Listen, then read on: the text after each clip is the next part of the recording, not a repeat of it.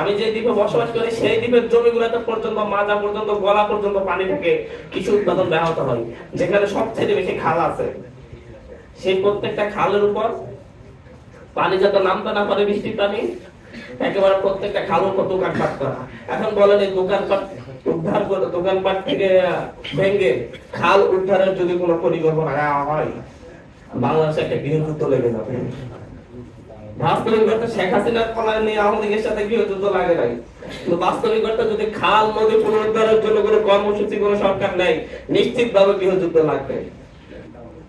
কারণ প্রত্যেকটা প্রভাবশালী মানুষই এই খালগুলো দখল করে রেখেছে, এবং যারা খাল দখল করেছে, খাল দখল করে দোকানপাট করেছে, বিল্ডিং করেছে, এরা প্রত্যেকে হয় এলাকার মেম্বার, না হয় চেয়ারম্যান, না হয় এমপি, না হয় মন্ত্রী, এবং এরা কখনো সেই খালগুলো উদ্ধার করতে দিবে না।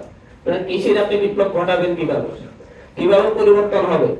এই পরিবর্তনের জন্য আপনার হচ্ছে বাংলাদেশে সেদিন কথা বলছিলাম যে হচ্ছে আওয়ামী লীগ আমলে কৃষির যন্ত্রপাতি বিতরণের জন্য, বিনামূল্যে বিতরণের জন্য কয়েক হাজার কোটি টাকা বরাদ্দ করা হয়েছিল, এবং তার মধ্যে থেকে প্রায় 4,500 ট্রাক্টর কিনা হয়েছে।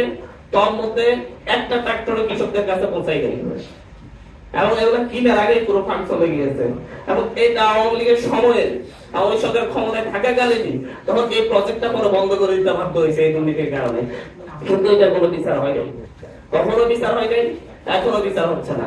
বাংলাদেশ সব সময়, আপনি বলেন বাংলাদেশকে সব সময় কিভাবে বাংলাদেশের অর্থনীতি দাঁড়াবো না, কিভাবে এই দেশ দাঁড়াতে পারবো না, সেভাবেই সেই নিয়মেই 71 পরবর্তী সময়ে এই রাষ্ট্রের প্রত্যেকটা অর্গান তৈরি করা হয়েছে। নির্বাচন কমিশন বলেন, কিংবা হচ্ছে দুর্নীতি দমন কমিশন বলেন, কিংবা হচ্ছে কৃষি কমিশন বলেন, কিংবা হচ্ছে শিক্ষা কমিশন বলেন, যতগুলা কমিশন হয়েছে প্রত্যেকটা কমিশনই আগামী 50 বছর 100 বছরে যেন বাংলাদেশ দাঁড়াতে না পারে সেইভাবে গড়ে তোলা হয়েছে।